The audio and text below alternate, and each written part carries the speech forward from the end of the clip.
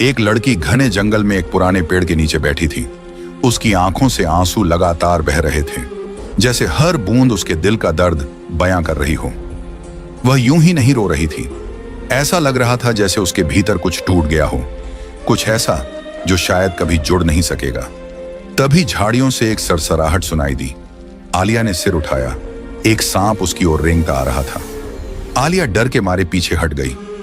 वह उठकर भागने ही वाली थी कि तभी सांप ने इंसानी आवाज में कहा, रुको लड़की, डरो मत, मैं तुम्हें कोई नुकसान नहीं पहुंचाऊंगा, बस मुझे अपने पल्लू में छुपा लो। एक सपेरा मेरा पीछा कर रहा है, अगर उसने मुझे पकड़ लिया तो मेरी जान ले लेगा। आलिया सन्न रह गई। बोलने वाला सांप ये तो किसी कहानी जैसा था, लेकिन जब उसने देखा कि सच में एक सपेरा उसी दिशा से भागता हुआ आ रहा है, तो उसके भीतर का डर किसी दया में बदल गया। उसने जल्दी से सांप को उठाया और अपने पल्लू में छुपा लिया। थोड़ी देर में सपेरा हांफते हुए उसके सामने आया और बोला, अरे ओ लड़की, क्या तूने कोई सांप इधर भागते देखा? आलिया ने घबराते हुए सिर हिलाया। नहीं बाबा, मैंने तो कोई सांप नहीं देखा। सपेरा बिना कुछ कहे आगे बढ़ गया।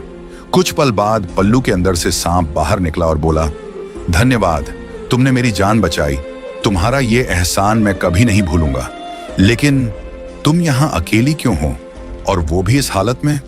तुम तो गर्भवती लगती हो। यह सुनकर आलिया की आंखों में फिर आंसू भर आए।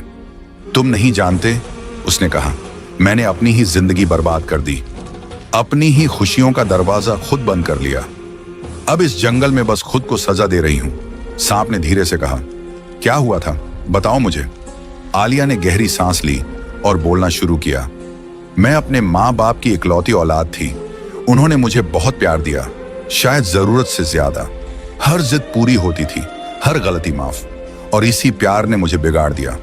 हमारे गांव में मेरी 2 सहेलियां थीं। रोज उन्हीं से मिलने जाती, बातें करती, हंसती। एक दिन जब मैं सिलाई सीखने अपनी सहेली के घर जा रही थी, तो मैंने देखा कि रास्ते में एक लड़का मुझे हर रोज देखता है। पहले तो मैं नजरअंदाज करती रही, लेकिन हर रोज वो वहीं खड़ा रहता, और धीरे धीरे उसकी मौजूदगी मुझे महसूस होने लगी। वो बस खड़ा रहता, न कुछ कहता, न पास आता। लेकिन जब मैं वहां से गुजरती, वो बस मुझे देखता और मुस्कुरा देता। पर जाने क्यों, अगर वो किसी दिन न दिखे तो मुझे बेचैनी होने लगती। कुछ महीनों तक यह सिलसिला चलता रहा। एक दिन उस लड़के ने हिम्मत करके मेरा रास्ता रोक लिया। आलिया, मुझे तुमसे कुछ कहना है, उसने कहा। मैं चौंकी, लेकिन वहीं रुक गई। मैं गांव के वकील का बेटा हूं। मैं तुम्हें चाहता हूं और तुमसे शादी करना चाहता हूं। अगर तुम इजाजत दो तो मैं अपने माता पिता को तुम्हारे घर रिश्ता लेकर भेज दूं। मैं उस वक्त हैरान थी, मगर अंदर कहीं एक अजीब सी खुशी थी। वो लड़का खूबसूरत था, शरीफ था, और मेरी ओर इतनी सच्ची आंखों से देख रहा था कि ना कहना मुश्किल था। मैंने मुस्कुराते हुए कहा, ठीक है, अपने माँ बाप को मेरे घर भेज दो। मुझे यकीन है अब्बा इनकार नहीं करेंगे। उस दिन हम देर तक बातें करते रहे, और पहली बार मुझे लगा कि शायद यही प्यार है, वो एहसास जो दिल को हल्का कर देता है। और पहली बार मैं किसी से सच में मोहब्बत करने लगी थी। कुछ ही दिन बीते थे कि एक दोपहर अचानक खालिद के माता पिता उसके घर पहुंच गए। वे सीधे मुद्दे पर आए। हमें आपकी बेटी का रिश्ता चाहिए, खालिद के पिता ने कहा। हमारा बेटा आपकी बेटी को चाहता है, और हमें पता है कि आपकी बेटी भी उसे पसंद करती है। जब दोनों राजी हैं तो हमें क्या आपत्ति हो सकती है। उनकी बातें सुनकर आलिया के माता पिता एकदम सन्न रह गए, जैसे किसी ने उनके पैरों तले जमीन खींच ली हो। उन्हें तो इस रिश्ते की भनक तक नहीं थी।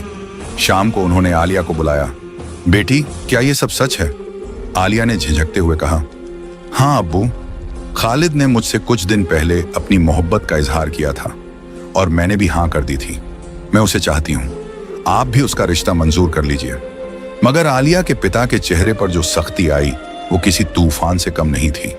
खालिद, उन्होंने कहा, वो लड़का आवारा है, शराबी है और बदनाम भी। हमने उसे कई बार बाजार में झगड़ते देखा है। वो तुम्हें कभी खुश नहीं रख पाएगा।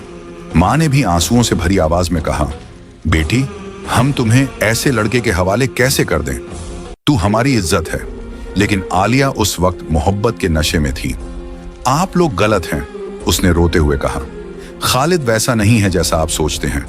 वो मुझसे प्यार करता है, सच्चा प्यार। पर माँ बाप ने सिर हिलाया, नहीं, ये रिश्ता कभी नहीं होगा। उस रात आलिया ने खुद को कमरे में बंद कर लिया। आंसू बहते रहे, दीवारों से बातें करती रही।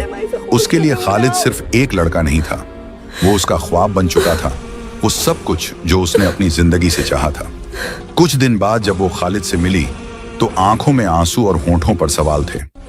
मेरे अब्बा कभी नहीं मानेंगे, उसने कहा।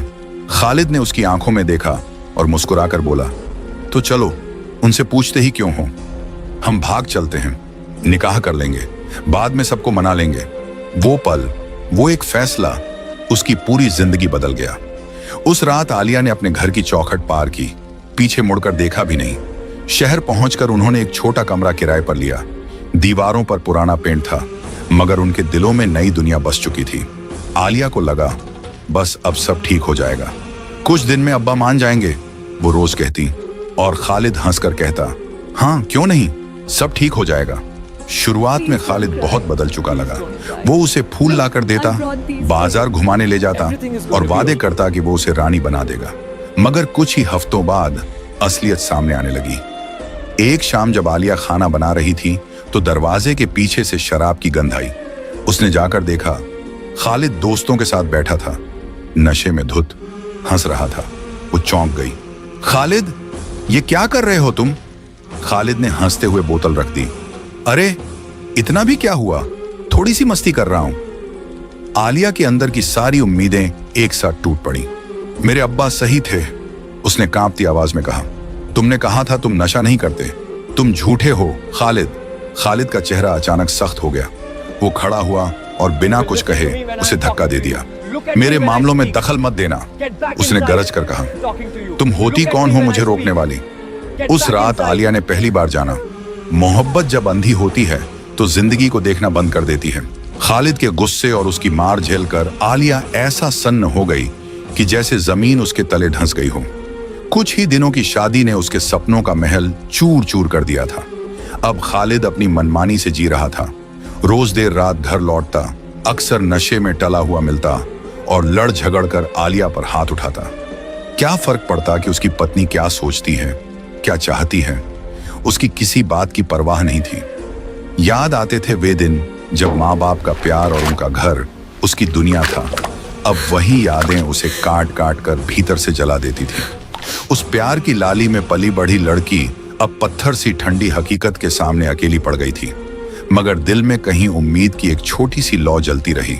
शायद यह भी गुजर जाएगा, शायद खालिद सुधर जाएगा, नशे को छोड़ देगा, उसके साथ प्यार से पेश आएगा। लेकिन खालिद बदलने का नाम ही नहीं ले रहा था।